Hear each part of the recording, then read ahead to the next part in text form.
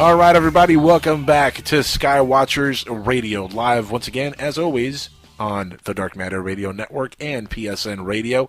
By the way, guys, for the podcast, and I get asked all the time, how can we listen to the podcast? Well, the show is called Skywatchers Radio. If you go to skywatchersradio.com, it's all there for your listening pleasure. In fact, it's free downloads. Go there right now, check out the website, download all the episodes. Immerse yourself in some Skywatchers episodes that you've never heard before. You will love it. If anything, you're going to come out saying that the other guy is kind of funny, but I'm awesome. You're going to say that for sure. All right. Now, Nancy Burns, who's also awesome, by the way, sent me a Skype message a few minutes ago, and she said that, yes, it was Stephen Hawking who made that comment. And, in fact, I have an article here where it says, world-renowned scientist Stephen Hawking believes extraterrestrial life almost certainly exists, and humans should be extremely cautious about this and about interacting with it. And he says, to my mathematical brain, the numbers alone make thinking about aliens perfectly rational, said Hawking, right? But he suggests that aliens might simply raid Earth for its resources and then move on. We only have to look at ourselves and see how intelligent life might develop into something that we wouldn't want to meet, he says. I imagine they might exist in massive ships, having used up all their resources from their planet. Such advanced aliens would perhaps become nomads looking to conquer and colonize whatever planet they could reach. Does this sound like Independence Day? Kinda. He concludes that trying to make contact with an alien race is a little too risky. He said, if aliens ever visited us, I think the outcome would be much like when Christopher Columbus first landed in America, which didn't turn out too well for the Native Americans. That's the quote from Dr. Stephen Hawking. By the way, if you haven't seen the movie yet, go watch it. Theory of Everything is phenomenal. Watch that movie. It's a great movie. But now we are going to welcome our very good friend, Tim Swartz, onto the show. Tim, welcome to Skywatchers Radio, my friend. How are you? How have you been? It's been so long since we've spoken. Not really. But how are you, my friend? It seems like, I don't know, weeks. Months. Years. Dun, dun, dun. Hours. That's right. Hours, actually, maybe minutes. It's been centuries since we have spoken last. What do you think of this article by Stephen Hawking, this comment by Stephen Hawking? I personally think he's on the money. I think it's a legit, rational way of thinking. But, of course, I do want to see aliens come down and land on the White House lawn. I want to see something like that one day. I want disclosure. Gosh darn it. But what do you think when you read something like that from like a person like Stephen Hawking? Well, I think he has a good point. You just have to look at our own history on this planet, and any time that you have a more advanced society encroaching on new lands where there's indigenous people who maybe aren't quite ahead of the game, then the indigenous population doesn't hang around for too long. And not by choice, they're soon overwhelmed and taken over and exploited, and if they're not just right out killed, they're assimilated into the society. Right. Look at the Taino Indians. Remember them? No, you don't. No, you don't. The people, because they've been gone for a long time. Thanks to the Spaniards who came over and, well, they raped and pillaged and took the women and killed the men. That's kind of what happened. And That's right. now we have women, rape the land, pillage the women, rape the land. Something like that.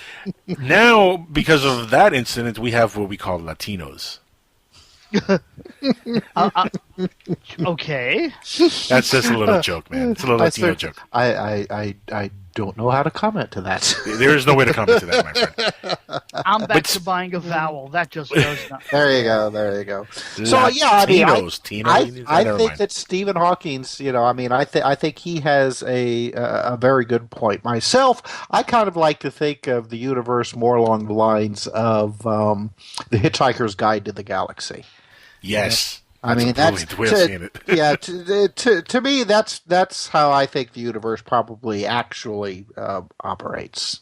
So, I mean, if if the Earth is discovered by another species, then the planet will probably be blown out of existence to put in what is it, a hyperspace highway? Yeah. So, of course, we had 4 eons to go to the council to object. They had a petition. It went through councils, and when they got stamped and double stamped, and and we weren't privy to it. So the notice has been hanging up for we didn't get the memo. 5 centuries now. So I mean, it's it's your responsibility to keep up with these things, humans. So it's all our fault. Yeah. How did you guys like that movie, by the way, Hitchhiker's Guide to the Galaxy? Because I remember the series, the it old. Was funny. It was really funny, the old series, but I love that movie. But what did you guys think? It was funny.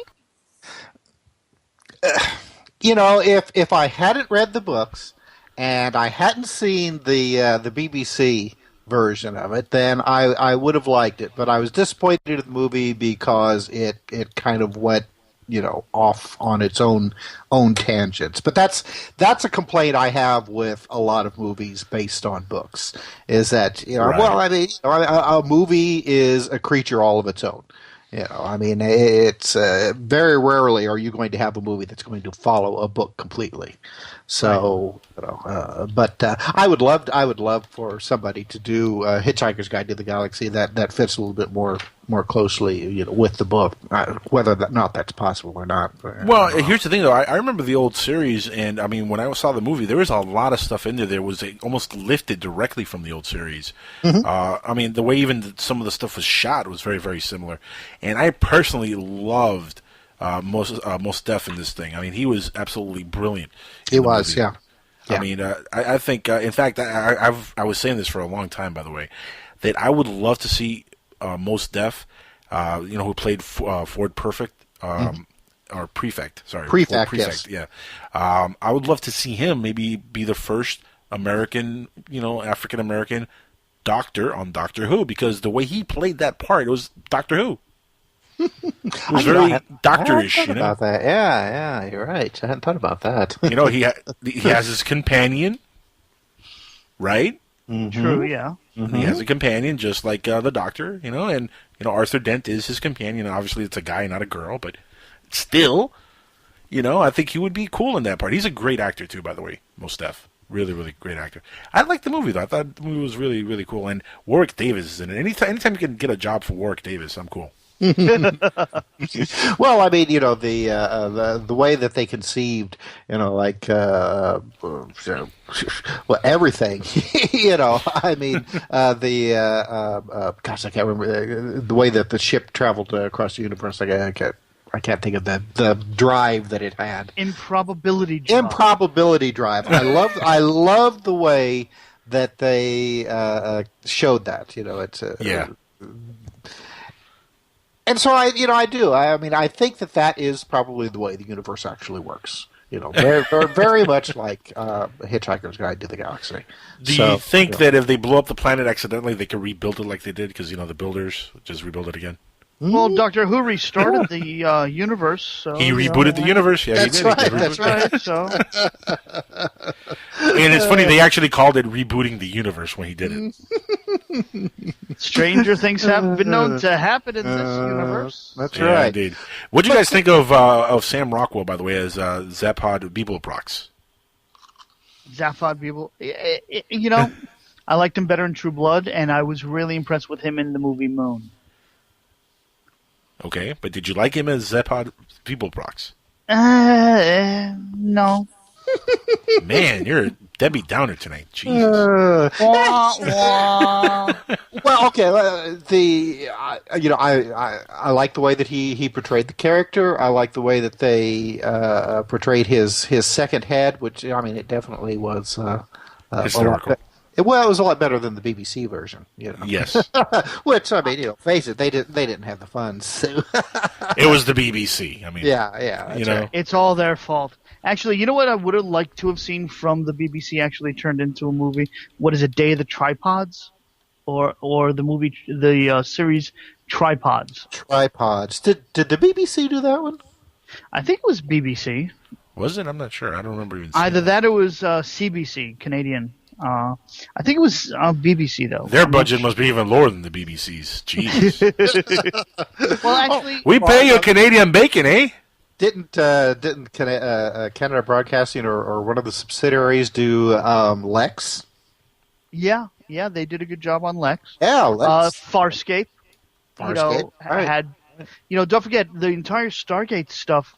All of it was pretty much filmed in Vancouver. So was the Highlander series. So was Smallville. So a lot of is series Continuum.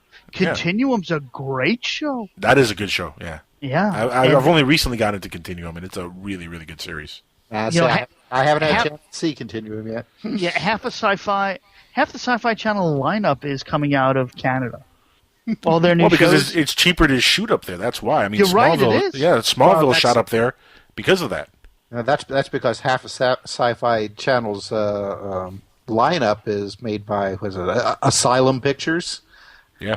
I mean, they're based out of California, but they do practically all of their shooting in Canada. I mean, they shoot don't they shoot Arrow, and they did shoot Smallville in Canada. Mm-hmm. I mean, Canada's not bad for geek culture movies and now, TV shows. But back when the original Hitchhiker's Guide to the Galaxy series was on, not so much. Oh well, these things happen. Mm-hmm. Actually, I saw a really, really cool TV series from Canada. I'm going to type the name, and you tell me if I could say it online. Probably not, no. So, let's have dead air on radio. Okay. As you type away. Okay, that's the name of the show, and I think it is hilarious. Huh. Yes, no, I haven't seen that one. You can't say it's S, and use your imagination, people. S. No. Well, Creek. hold on. I could say it because of the way it's spelled. It's S. No, you could spell it out, but I wouldn't say it on air. Okay. Creek. Right. There Again, folks, it's SCHITTS Creek. It sounds like the Schlitz beer. Without the L. That's right. Right, that's it. It's got a good cast. It has what the hell is her James name? Vanderbeek. No. The cast from Dawson's Creek are all back. No, it has the father with the scary It's gotten really eyebrow. bad for them. That's why it's called that creek. Okay, now. It's not. It's got let's see. It's gone Eugene Schlitz for Dawson. What? Yeah, it's got Eugene Levy, which is the dad with the scary eyebrows. From I American love Eugene Pie. Levy. Yeah, well, originally from Second City Television or SCTV. Yeah. You're right. Yeah. It's got him. It's got Catherine O'Hara. Oh, I know the show you're talking about. I've been wanting to see that one just because it has those two on it. Oh my god, it is hilarious. I mean, she's the mom from Home Alone. She's had some really, really good stuff in her Beetlejuice. Yeah, she did some voice work in yeah. Nightmare Before Christmas. Mm-hmm. Yeah, you're right. She was in Beetlejuice. It's got Chris Elliott in it. Nice, he's funny. Oh yeah, he's hilarious. He plays the annoying town hillbilly mayor. I could see him doing that too. Just the thought of him playing that character, I could picture it in my head. Yeah, I'm trying to remember what movie he was in where he played a cripple or something like that. Wasn't it a Scary Movie? Yes, Scary Movie 2. He had Scary Movie 2. He had like the crippled hand. Yes. And he was always wanting to touch everybody with the hand. Yes. That's right. Yeah. The show is actually a really funny premise. I don't know if I should explain it, but it's really, really, really, really funny. Well, who's showing it? What network is showing it, or cable network or whatever? It's showing in Canada. I don't know if anybody in the States is showing it. See, like I said, I legitimately download most of my shows. It's on poptv.com. Wednesdays, it's Pop TV. I don't know what channel that is on whose cable, but it's on Wednesdays at 10 p.m., 9 Central. And I'll tell you, I cannot stop laughing at this show. With a cast like that, I mean, seriously. Yeah, and a good portion of them are Second City, not Alumni. leftovers. Yeah, alumni. Alumni, not leftovers. That's not the right word I want to use. Survivors. Survivors, yeah. That's actually a much better way of putting it. Yeah, man. There was so much talent that came out of that. God, yeah. That show. And Amazing. How much of Second City ended up being on Saturday Night Live? Well, yeah, tons of it. Yeah, I mean, literally, Saturday Night Live would not be what it is if it wasn't for Second City. Yeah, I have no idea what this has to do with the UFO phenomenon, except for Dan Aykroyd is involved in the UFO phenomenon. How we got there, 70 degrees of separation. So, but I love the way you tied that back. I love the way you tied back everything together with that. But I love that. Thank you. Okay, so Tim, what is going on in the wonderful world of your neck of the woods of the UFO phenomena and Conspiracy Journal? You didn't let me get to say that part, but I was. Yeah, because I wanted to say that. It sounds cool when I say it. Go ahead, Tim. Conspiracy Journal. Dun dun dun. See, it just sounds much better when I say it. Look, let me say it. Here it goes. Hold on. Conspiracy Journal. Dun dun. That just makes me laugh. Actually, it should be said. Conspiracy Journal.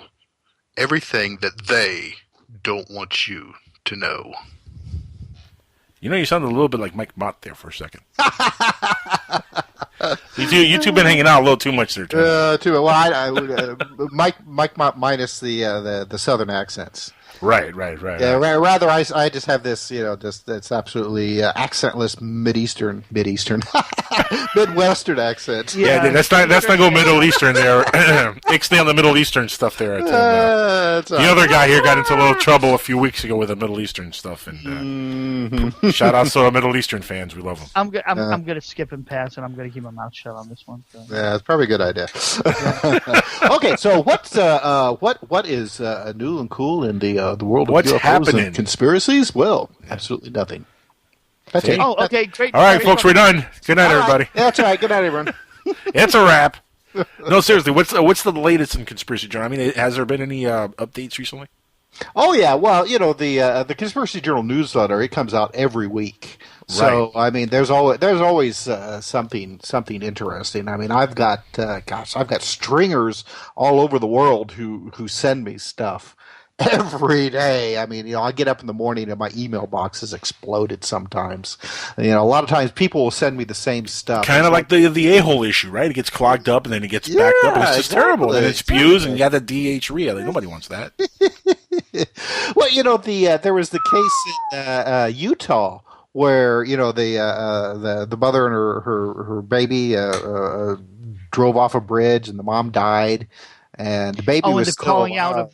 Yeah, I heard about that one. That was that couple days, after that happened, and it started coming out that the rescuers had heard, like a woman, crying for help when they were approaching the car. Well, that next morning is like I had about 30 or 40 different versions from all kinds of different news sources around the world. So then you got to go and kind of vet. Each one of those to try to find the one that seems to be the most accurate. So, I mean, those are the kind of stories. The issue that I just put out Sunday, that one seemed to be like the all ghost issue. I mean, I had just like a bunch of ghost stories that came in, and I know this is Skywatchers, and not that interested in ghosts and things. Well, here's the thing. We do have a theory working here, Tim, that it's all interconnected, and that what people might be mistaking for ghostly activity might be visitations from alien visitation. Yeah, now see, I kind of tend to go the other direction, that alien visitation. That's right. That's just the kind of guy I am. So, what's your take? That alien visitation are ghosts? Well, no. I mean, I do think that probably that at least some aspects of the UFO phenomena probably is extraterrestrial in origin, but I think that a lot of it may be along the lines of what we would call paranormal. And who knows what paranormal is? I mean, everything that we call paranormal, supernatural, stuff like that is just science that we haven't run across yet. So, it could be that, say, like UFOs are extraterrestrial, but are using a propulsion system that to us would seem like the paranormal. What's the guy's name? Here's a far leap for you guys, and follow along here with me. Okay. What if aliens in another planet, right? They're not of this planet, but they're in our physical realm, in our dimension. But in their planet, the beings that live on that planet resemble what we would call a ghost, and they are in a sense not physical like we are, but beings that do travel through space and time, maybe light beings of sorts, but are from a world within our dimension, within our 3D reality. And they're here investigating this peculiar life form on this little blue dot in the cosmos. Hey, that works for me. It's just a speculation. Yeah, well, I mean, it isn't everything. I mean, when it comes to stuff like this, it's all just speculation. I mean, you get these people, that they have these websites. It's like, yes, we absolutely know that there are 200 alien species visiting the planet Earth. 57 species of extraterrestrial. Really? Why 57? Why not 50? Yeah, and it says like, anybody who comes to me and says that they have the definitive answer to any of this stuff, I'm just like, yeah, right. Liars. Yeah. Well, the truth is, and we've discussed this in length. You, I, Mike, even the other guy here has been part of some of this discussion. We've all agreed that really within the world of ufology and everything in the paranormal, really in the entire genre of paranormal and ufology, both genres, there's very little to almost no evidence whatsoever to base any of it in reality. Right. Evidence just doesn't exist. I mean, we haven't had a ghost captured and locked away like the Ghostbusters. That's never happened. So we've never proven the ghosts are real. We just have stories. Aliens? Well, we haven't captured one publicly yet that we know of. We haven't captured one physically, but we have gathered enough audio, video, and photo evidence as well as scientific photos. Photos that can be doctored and manipulated. Audio that could be anything. I mean, even some EVP stuff that I've heard in the past. I'm like, could be anything. It could be an echo from the other room. It could be a bunch of different things. Doesn't necessarily mean it's a spirit trying to communicate. And most of the time, the communication and a lot of these EVPs don't really answer anything in particular back. It's just random words or random things that are said. So it could easily be somebody just playing. Not necessarily so. There's been some cases where there'd be a laughter when a question's asked or so, but nothing really as concrete as you would say. Well, what's your name? Billy Bob. That's never happened. None like that. Actually, I'm sorry, but yeah, there has been some instances of Prove it. Well, if you want, we'll take this offline, and I'll give you a nice little list of things that you could watch. Or you know what? We could take you to a house in South Florida. Yeah, but here's the thing: stay there overnight. When you say, hold on. When you say that you could show me some stuff on YouTube that it'll show me some evidence of this, I don't believe any other stuff I see on YouTube anymore. All that stuff can be easily manipulated. Now, will I stay in a haunted house? Yes, I would, because I actually lived in a house that has activity. I don't know what kind of activity. I was a kid. I was not of age to understand what was going on, but I do remember seeing some things slide from one end of the counter to another. Things just jumped out of chairs apparently out of nowhere. I did see a couple different things which made me say, what the hell is that? But I never really put two and two together because I was like 5.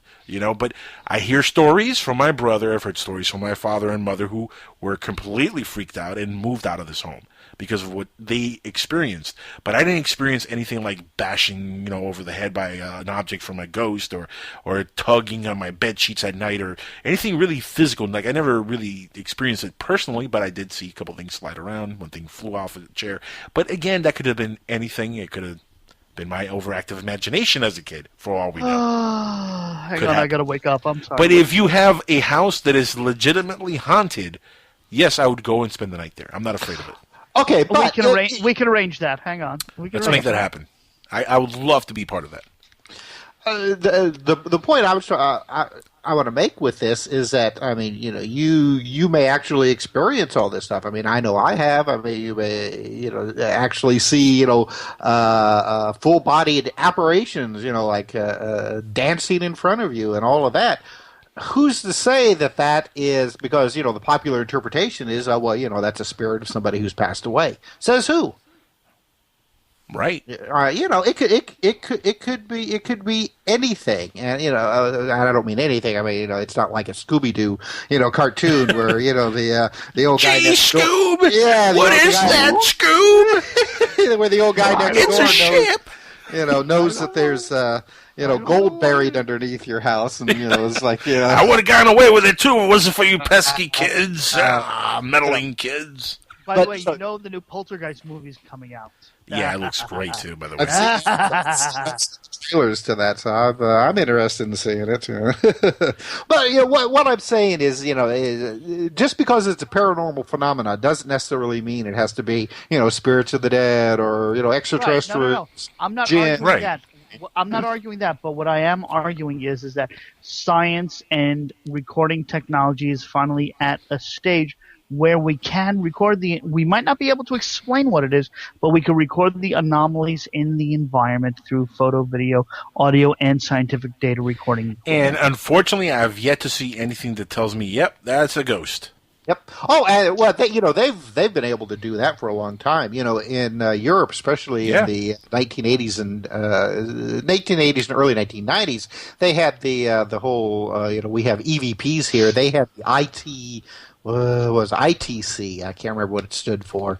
But it was video recordings. Oh, the camera in the camera, or the camera in the TV and the TV in the TV. Right, stuff like that. Well, and I mean, it went so far as people were getting telephone calls, from supposedly discarnate entities. I mean, we're not just talking about little snatches of voices, on a cheap video digital recorder, things like that. I mean, these guys were getting full conversations, recorded, and like I said, video transmissions and things like that. Now, yeah, but how do we know any of that is legit, though? That's Exactly. Well, we don't, and it may not be hoaxed on a physical level. I mean, all these people who did this may have been absolutely, It's demons. It's demons. I tell you, praise the Lord. It's demons. It's demons. Thank you, Jesus. It's funny though, because my theory has been that all along, throughout history, aliens have been misidentified through the eons as ghosts, leprechauns, demons, goblins, whatever. And I still do think, look, if that 1% that they have over us, gives them some kind of a crazy ability, what if, the Greys or whatever aliens are out there do have an ability to make us, not see them when they're in our presence, and maybe we only catch a tiny little glimpse of them as they move around or something, and that's what we think is ghostly activity. And it's just like a shadow, or like the shadow people. Remember that from Ghost? Or it's like a wind or a light or any little object that what do you call it? A little sphere or whatever, or one of those green. Traffic lights. Who the heck knows? An orb or whatever. That's what I'm thinking of. So who the heck, knows? I mean, but what if that's part of the technology, or part of, not the technology, but part of the evolution these beings have, where they can manifest this kind of ability in front of us pesky human beings, and that's how they get around us and do whatever they do to us, and we don't even know they're there. Or what if, like the silence on Doctor Who, once we turn around, we forget they're even there. That we even saw them. Well, Dr. Leo Sprinkle, who was into the whole UFO thing for many long time. Years. Yeah.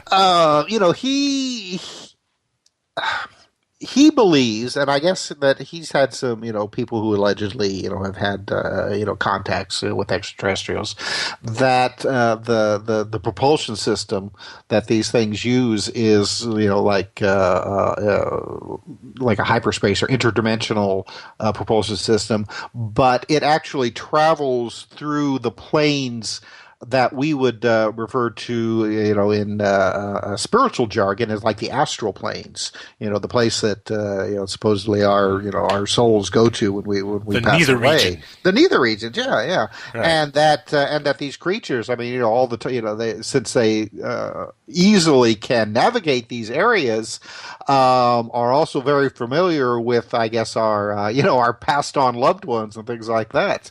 And that's one of the reasons why when a lot of people who have, especially like abduction experiences and things like that, the aliens are very knowledgeable about these people's past, present, and futures, as well as their loved ones who have passed on. I mean, there's been cases where these, like the big eyes or the Nordics or what have you, will tell them, yeah, we saw your dead Uncle Charlie, and he said, tell you hi and to lie back and think of the pretty, pretty flowers as we probe you.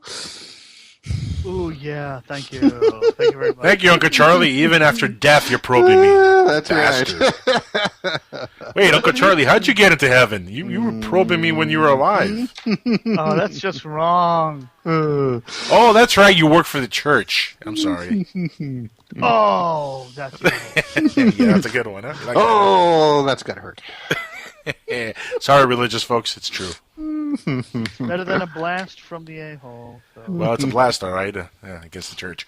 But, it's funny, though, that the theory, I think, holds water, though. But what if, for example, and it's a good theory by Dr. Sprinkle, but what if, for example, we're dealing with beings in a different dimension, not the neither region, but like a higher dimension, maybe the fifth dimension, like in Interstellar?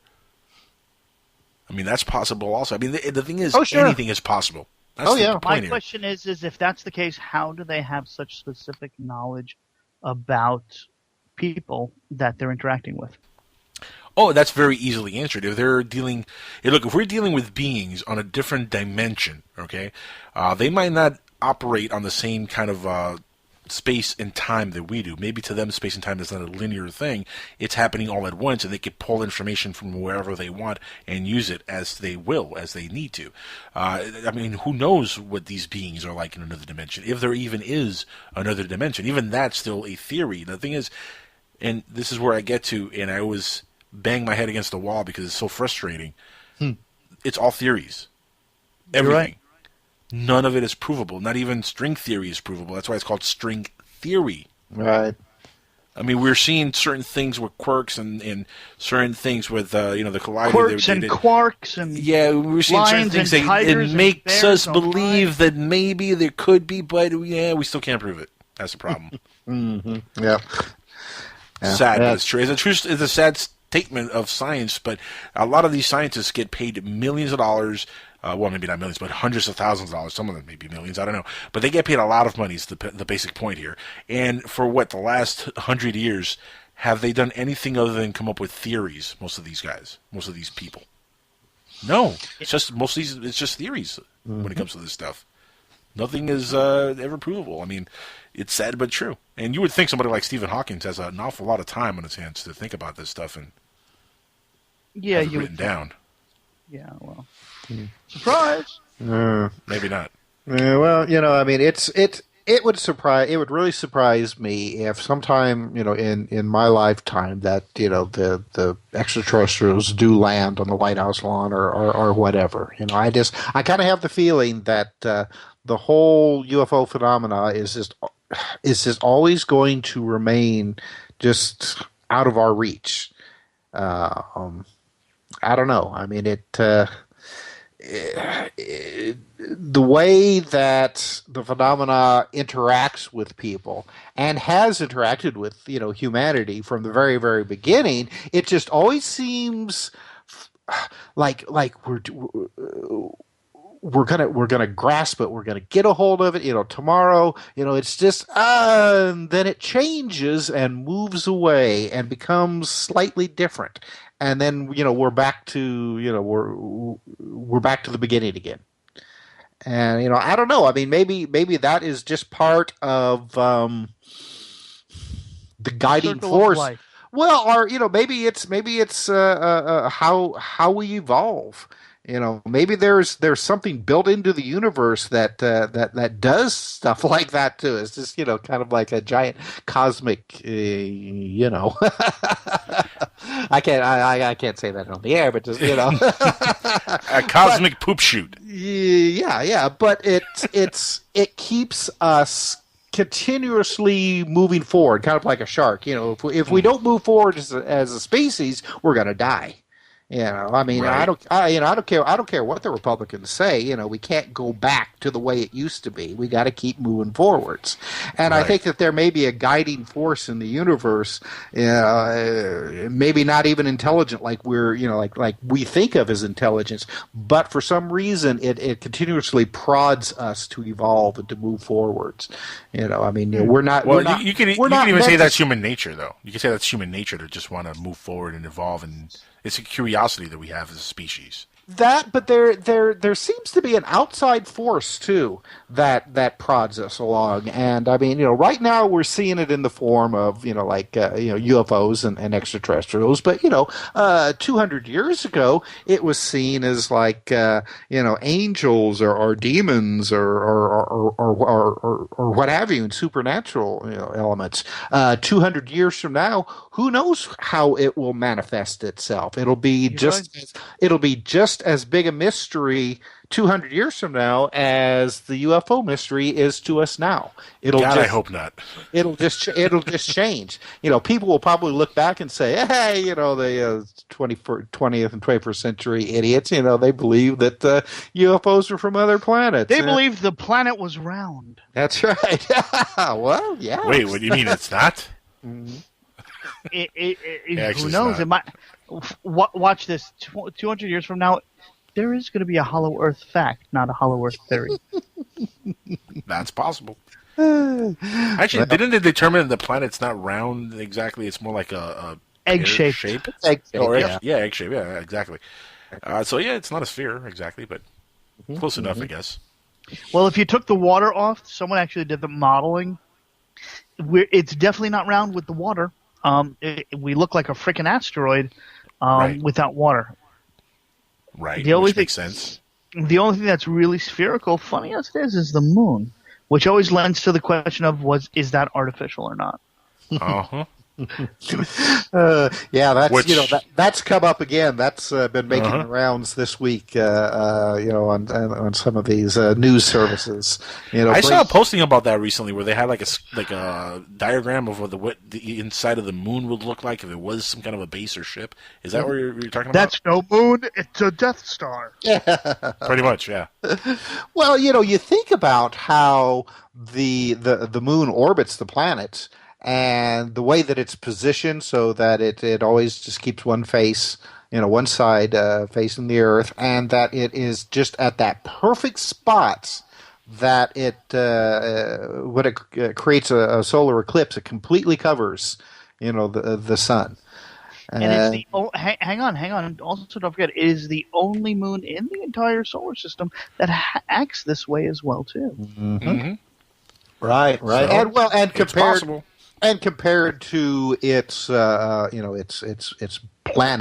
it's the largest moon in the entire solar system. And you know what the scariest part of it all, guys? George Bush and Reagan wanted to have the Star Wars program, which would put lasers on the moon, like the Death Star, to blow up planets, perhaps. Huh? There goes Alderaan. Such a peaceful planet. See, guys, I've been traveling to Alderaan places. Yes, you have. I've been looking for love in Alderaan places. But anyway, we're almost out of time. We got to wrap up here in a couple minutes. Why'd you have to go there? Go back to planet. Go back to planet Pluto. There. Okay. I don't even know how to come back to that. But anyway, we're almost out of time, everybody. We got to wrap up. In fact, before we do, Tim, I want to give you again, as always, the opportunity to plug the websites, the show, all that stuff, and we're going to have you back on soon, my friend, because you're always cool to chat with here on the show. So plug away. Oh, well, thank you very much. Well, I'll do our radio show first. It's The Outer Edge. heard on the PSN radio network with myself and Mike Mott Sunday nights at midnight. And of course, there's the Conspiracy Journal newsletter. You can go to my website, conspiracyjournal.com, and sign up for it. It's absolutely free, and we'll send you, the newsletter by email. So just sign up and enjoy. Very, very, very cool. Very cool. Tim, thanks so much for being on the show, especially last minute like that. It's always cool of you to do that. Oh, thank you. My pleasure. You're the man. Yeah, he is. No, he really is. He's the man. He's the man. He's the man. He is the man. Guys, we're all out of time here. We're going to be back next week live with Robert Luca and Betty Luca. Again, they were supposed to be on this week. A little mix-up happened, but they're going to be on with us next week. It's going to be fantastic. You're going to love that show, so please come back and listen. Now stick around for more Dark Matter Radio Network and PSN Radio. As always, I'm Angel. That's the other guy. That's Tim. And this is Skywatchers Radio that you're listening to. Have a great night, and by all means, have a dream about space. And if you're having a dream about space, make sure the other guy is not making funny accents. I will make sure not to do that. Come on. That's just cool. Even in your dreams, he's going to have funny accents. Thank you. Fine. Beat up. Guys, it was a lot of fun. See you next week. It was a great show. Have a good night.